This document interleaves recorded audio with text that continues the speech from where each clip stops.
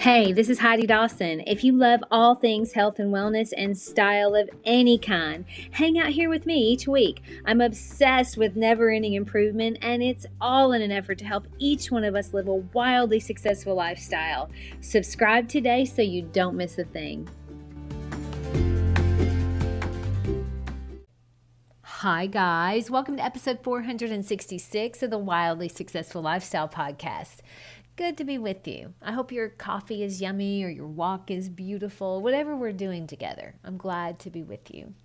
Okay, so the other day I had a very busy day scheduled. I had one appointment after another. And when I got back from my run with Eric, I asked him if he minded just slicing an apple and putting it in a baggie for me because I wasn't going to have time for lunch. And I knew that. I also knew I wasn't going to eat fast food or anything that was on the run because we're eating real food. And that's just our lifestyle now. And it feels good to be able to say that and know that it's true. So anyway, he says, of course, but that's not going to be enough. And I said, oh, it'll be fine. I'll take almond butter with me. So that'll fill me up. So I go and I do my whirlwind getting ready so that I'm on time for my client meeting. Well, as I'm leaving and I'm giving him a kiss goodbye, he hands me this lunch bag. And it has veggies and hummus and nuts, sliced apples, and leftover steak that had already been cut up, and then 2 waters in a bag with these frozen packs to keep it cold until I was able to eat it.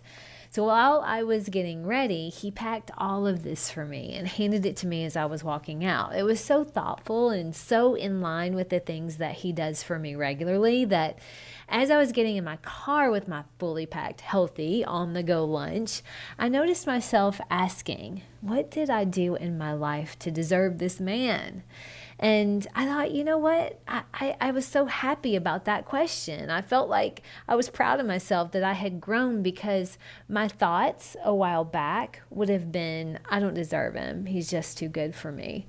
But I've evolved to know where I am super kind to myself and extremely careful with how I speak to and about myself to myself because I'm in my head 24/7. And when I think of myself, that's how I'm going to allow others to treat me. My thoughts about me will dictate what I tolerate from everyone else. And the interesting thing has been this. I would have thought that there would be a lot of people that I would have to cut out of my life because I'm not going to tolerate certain things anymore.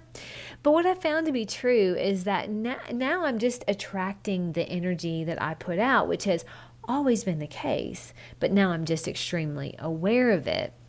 I'm attracting what I expect to find, so I'm getting different things from the same people. I'm finding the better I treat myself and the less I tolerate my own thoughts of negativity, the less I attract that negativity from others too. I'm inviting them to treat me the way I treat myself. And people will treat you at your energy level. Not the mask you try to put on over the energy that you're putting out, unless the authenticity is a little too much for someone, so they prefer to just hang with the mask version. More than likely, it's because they prefer their mask too. But you see, your energy walks in the door one step ahead of you. So the people you are with, they get to decide whether they're speaking to your energy or maybe they're fine and they prefer to just go with the mask that you put on. My little sister Molly and I FaceTime every morning. You know that because if you listen. No matter, though, what either one of us says, we always know when something's up with each other, always, because energy speaks louder than any words you'll ever use, even over the phone on FaceTime. I can remember my life before I realized that I was not my thoughts, before I realized that I was actually the watcher of my thoughts. The real me was the one noticing all of those thoughts. Now, once I started noticing that, once I realized that my thoughts were not really even from me, not me at my core, they were from my upbringing, my teachers, my siblings, my parents, the news, social media, all the same places that your thoughts are from too. That's not who you are at your core either. And I used to put on a good show, even for my husband. He had no idea how unworthy I used to feel, how separate from other people I felt.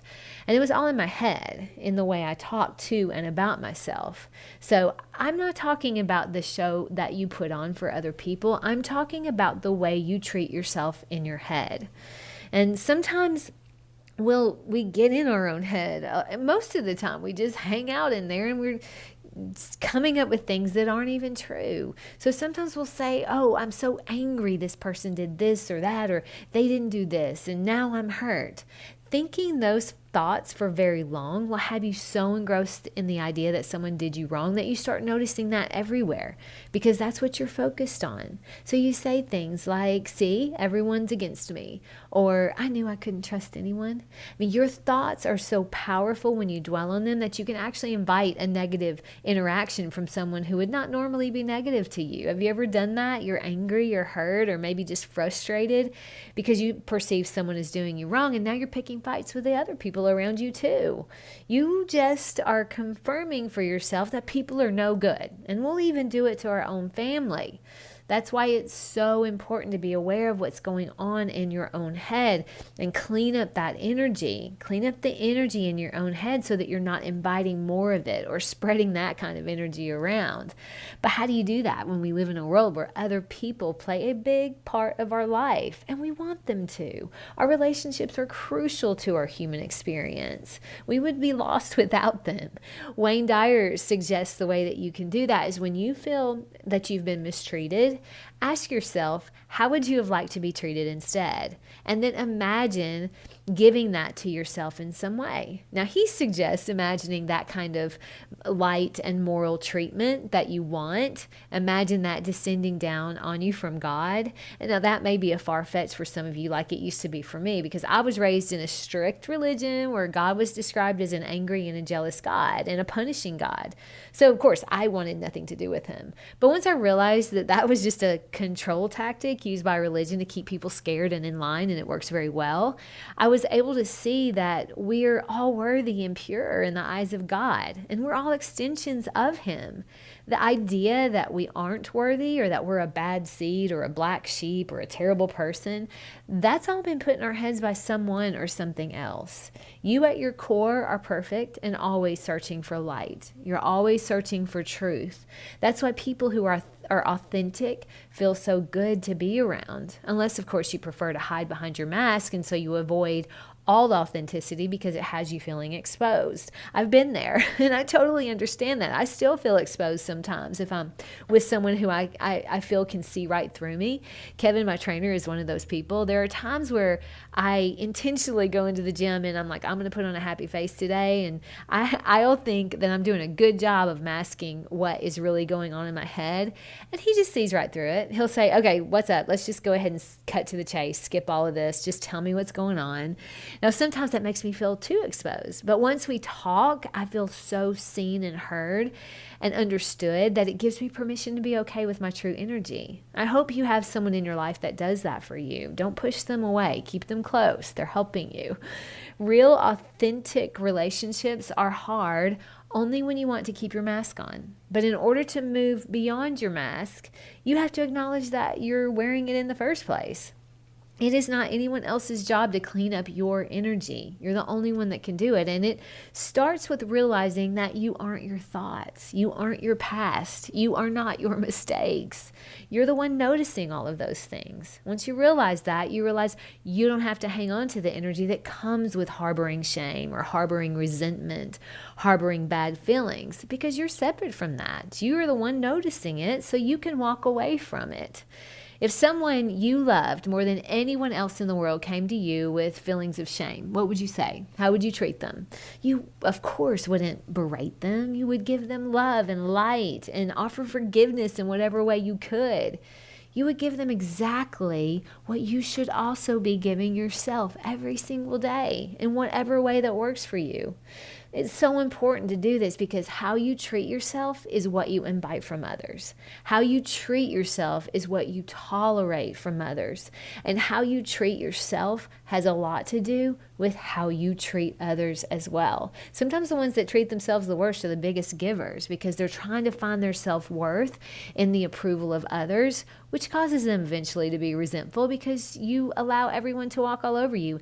And then you get mad at them when they do. You see the problems that we create in our own lives just because of the way we talk to ourselves. everything comes back to you. My challenge to you this week is to notice the correlation with how you treat yourself to how others treat you. Notice the correlation with how you treat yourself and the things you'll tolerate from others. And then also notice how you treat yourself and what you're inviting from others. Protect your energy and clean up your thoughts and see if those relationships don't fix themselves. I love you guys. I'll talk to you in a few days. Don't forget to subscribe and share with your friends, because we're just going to keep going bigger and better places together, and I love that about us. Talk to you in a few days.